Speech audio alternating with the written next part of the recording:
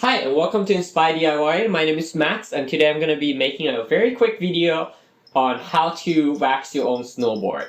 So the reason why I do this is primarily because of the amount of cost versus the amount of times I go on a ride. So typically some people even said that you need to wax your board every, I don't know, like a few times that you ride, like even like 3 or to 5. Typically I wax around like every 5 rides that I go to. I'm not that hardcore. If you have to pay for all those hot wax like each time, it gets pretty damn expensive. So I decided to buy my own kit about 2 years ago, and then I just sort of learned and it was totally worth it.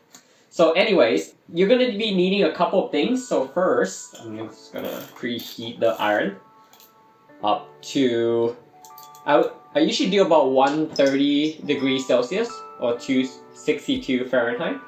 So leave it to preheat. You're going to need a base cleaner, and I'll get a microfiber cloth later. And for the wax, I'm going to be using this one.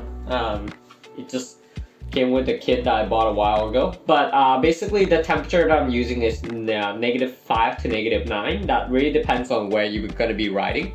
This works really well for in the city of Vancouver where I live and going to the local mountains. If it gets later in springs, I usually switch to, or warmer in general, I usually switch to this one, which is the -5 till warmer temperature. But we're gonna go with this one because it's the start of the season. And I got this edge tuning tool, which you kind of just sort of clean up the edge, like filing the edges. You're gonna also be using this Fiber Tech.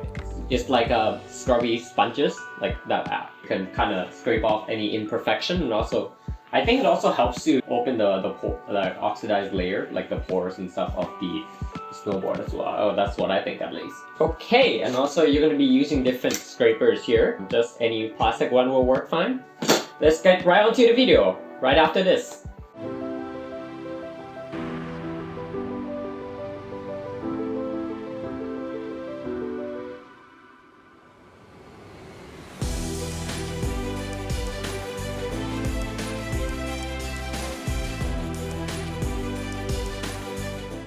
Okay, so the very first thing you want to do here, use the base cleaner, just a little bit, and just clean your board nicely. Also, before you wax your board, you want to inspect and make sure that there are no damages. And if there are, so like right here, I'm not sure if you can see the camera, I do actually have this, what do you call this? I don't know, like a bit of damage from riding since like 2 years ago, and I already filled it up with a P-Tex, which looks like this. It looks like a candlesticks that you kind of just drip it into the gap, but I already did that at the end of last season, so I knew that I don't have to do that again. Maybe if once I ride, and then if it starts to open up again, and then I'll show you how to fill it up. It's pretty simple though.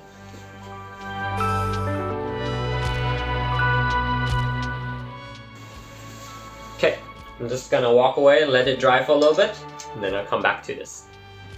Okay, now that the board is dried up, and as I said, this is gonna be a very quick video because I'm actually starting my work in about like 10 minutes or so. So I'm gonna be using this Fiber Tech sponges that I have. Just clean out anything left over. There shouldn't be because I already kind of did this very well last year. But if you went on a ride and your board has not been waxed for a long time, then I'm sure you probably have to clean it up better than I do. So I think that's good.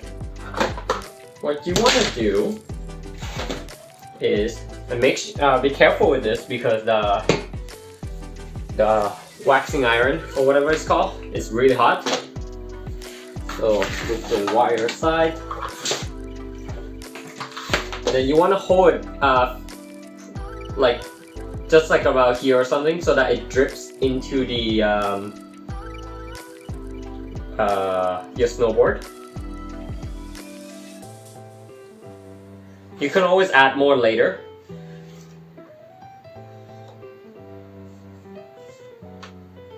I usually don't have a real, I don't know, method to this, but just let it drip all over, but not too much as well. Just if you see a couple of like wax drops, I think that's perfect for that particular area. And make sure it's spread evenly, and we'll be using the waxing iron to spread it out anyway. So which is why you shouldn't be too concerned about it. The first time I waxed my board, I used way too much wax because I was like, oh, is this enough? Like, what if I don't cover my entire board?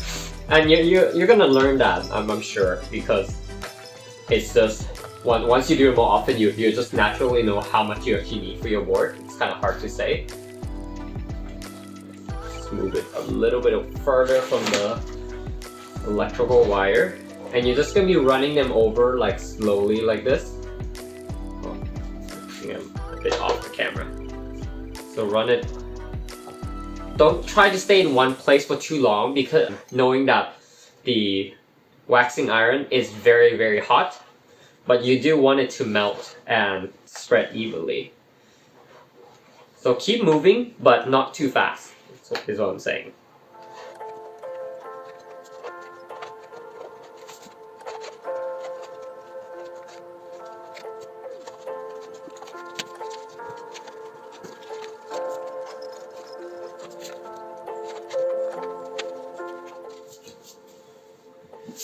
Alright, so I think I spent about, I would say like only like a minute or two just running over the entire hot wax from the drifted the wax itself. And forgot to mention a couple of things. First of all, like I said, the waxing iron is very hot, so you want to make sure that it's not laid flat immediately somewhere, because it's gonna burn your whatever surface that you're putting. So be cautious with that and don't touch it, obviously. The second thing is, and I highly recommend you to use some sort of cardboard or any surface. Don't do this on a carpet, because when you scrape off all the wax, it's going to be a disaster to clean it up. So a cardboard or something, I don't know, it's disposable, that would work pretty well. And I'm going to be starting my work now, very soon. And I'm going to come back for the second part of the video, which is the scraping off. Okay, next up is the scraping process. As you can see here, I actually waxed the two more snowboard as well.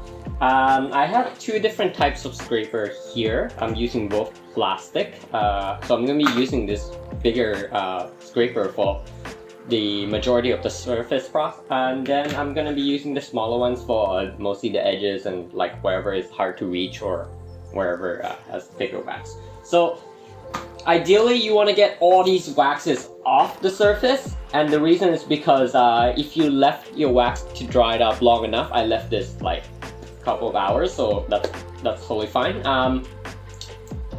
The wax has already been absorbed into the pores of the board, so you don't need to worry about them, you know, at all. Just scrape it off, and how you want to do this is to hold it at like sort of like a 45-degree angle, and then just scrape forward. That's probably recommended. You should not do side to side.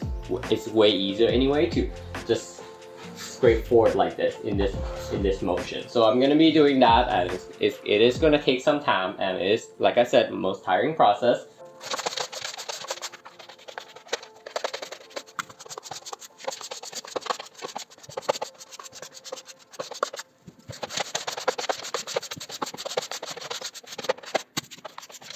Okay, we're done with that. Wow. It's kind of hard to see probably, but most of it is scraped off. Two more boards to go. I don't know how people do this for a living. Okay, there's plenty of videos out there, but I thought I should mention this quickly in case you forgot your binding angles, because if you have taken them out without noticing that whichever angle the binding angles you're riding on, that could be a bit of trouble. So for beginners, I recommend just using the front, wherever you have the dominant foot, as 15 degrees. And then for the back, personally speaking, I use -9 degrees. You can do less if you're beginners. And if you do freestyle or something that if you want to ride switch or something, then you probably want to do symmetrical of ±15. So that's just my take on that. I feel that it's a bit less tiring if you do less degree in the back and be a little bit more aggressive in the front. Some people even do like 18 degrees in the front, which is, I think is too much personally for me. But hey, everyone's personal preference. And with that, I'm gonna conclude this waxing snowboard project, and thank you for watching.